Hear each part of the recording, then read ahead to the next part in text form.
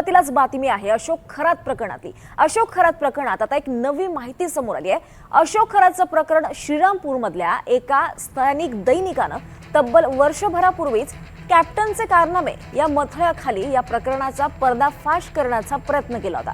विशेष म्हणजे त्या बातमीमध्ये थेट अशोक खरात यांचं नाव नसतानाही महाराष्ट्र राज्य महिला आयोगाच्या अध्यक्षा रुपाली चाकणकर यांनी या प्रकरणाची दखल घेत संबंधित वर्तमानपत्राचे संपादक पत्रकार दत्तात्रय खेमनर यांना नोटीस बजावली होती।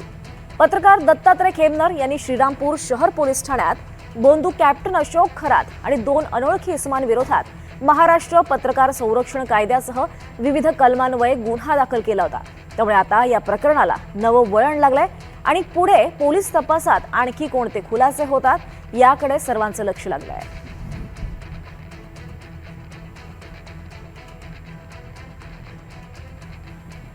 त्यावेळेस महिला आयोगाच्या ज्या तत्कालीन अध्यक्ष रुपाली चाकणकर यांनी मला फोन करणं, त्यांच्या पीएनी फोन करणं, माझं वृत्तपत्र बंद करण्यासाठी पोलीस अधीक्षकांना पत्र देणं, त्यानंतर मला स्वतःला पत्र पाठवणे, माझ्याकडून खुलासा घेणं, हे सर्व पुरावे मी स्वतः एसआयटीकडे चौकशीला हजर राहून त्या ठिकाणी माझा जबाब नोंदवला आहे। आणि मी त्यावेळेस एसआयटीला देखील मागणी केली होती का रुपाली चाकणकर यांना त्या एसआयटी चौकशीसाठी बोलून आपण या गुन्ह्यामध्ये त्यांना सहआरोपी करा। आज खऱ्या अर्थानं त्यांना एसआयटी समोर बोलवलं आहे आणि आम्ही आज एसआयटीला या ठिकाणी मागणी करणार आहे का हे सगळे ज्या आम्हाला खऱ्या अर्थाने मला त्रास दिला गेला त्याचे सगळे पुरावे मी आपल्याकडे सादर केले। या पुराव्याच्या अनुषंगाने रुपाली चाकणकर यांचा थेट संबंध खरात यांच्याशी दिसून आलेला आहे का मुळात एखाद्या भोंदूबाबांनी बातमी छापणं आणि त्या बातमीच्या खुलासा आयोगाकडून एखाद्या पत्रकाराला असं टॉर्चर करणं या ठिकाणी त्या असणाऱ्या संविधानिक पद्धतीचा गैरवापर झालेला आहे। त्यामुळं या महिला आयोगाच्या ज्या माजी अध्यक्ष आहे रुपाली चाकणकर यांना त्या एसआयटीने आज चौकशी करून या गुन्ह्यामध्ये सहआरोपी करा अशी आमची मागणी आहे। नमस्कार। या संदर्भात अधिक माहिती घेऊयात आमचे प्रतिनिधी सुनील दवंग यांच्याकडून। सुनील, आपण पाहतो एकीकडे चाकणकरांशी थोड्याच वेळात चौकशी होते आणि त्यासोबतच आज एक नवीन गोष्टीचा उलगडा होतोय, तो म्हणजे त्यांच्या पदाचा त्यांनी कसा पद्धतीनं गैरवापर केलाय तो। काय अधिक माहिती या संदर्भात काय कारवाई होऊ शकते?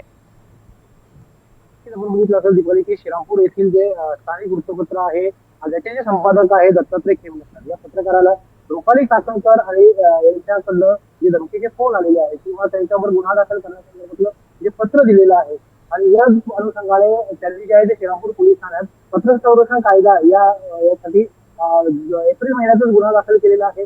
8 एप्रिल 2026 रोजी त्यांनी श्रीरामपूर पोलीस ठाण्यात अशोक खरात आणि 2 अनोळखी व्यक्तींविरोधात गुन्हा दाखल केला आहे। त्याचबरोबर त्यांची जी मागणी आहे की रुपाली चाकणकर यांनी प्रत्यक्ष त्यांना जे फोन कॉल्स केलेले आहेत किंवा ज्या पद्धतीने धमकावलं गेलेलं आहे, सर्वात महत्त्वाचं म्हणजे महिला आयोगाने सदर वृत्तपत्र ज्यांचं जे आहे ते बंद पाडण्यासाठी जे प्रयत्न केले आहेत या अनुषंगाने त्यांनी एसआयटी मध्ये सगळे जबाब नोंदवताना रुपाली चाकणकर यांना देखील सहआरोपी करावा अशी मागणी या ठिकाणी केलेली होती। फिर्याद देताना त्यांनी अशोक खरात आणि 2 जणांवरती हा गुन्हा दाखल केलेला आहे। आता तपासात नेमकं काय निष्पन्न होतं, रुपाली चाकणकर आता या संदर्भात काय अधिक माहिती देतात आणि तपासात पुढे काय धागेदोरे बाहेर येतात हे पाहणं जरी महत्वाचं असलं तरी एका स्थानिक वृत्तपत्राने फक्त कॅप्टनचे कारनामे या मथळ्यासाठी कुठल्याही अशोक खरातचा उल्लेख नसताना सुद्धा तत्कालीन ज्या अध्यक्ष होत्या महिला आयोगाच्या रुपाली चाकणकर निश्चितच सुनील, त्यामुळे या कारवाईत नेमकं काय समोर येतं हे पाहणं अतिशय महत्वाचं राहणार आहे। धन्यवाद सुनील या सगळ्या सविस्तर माहितीसाठी।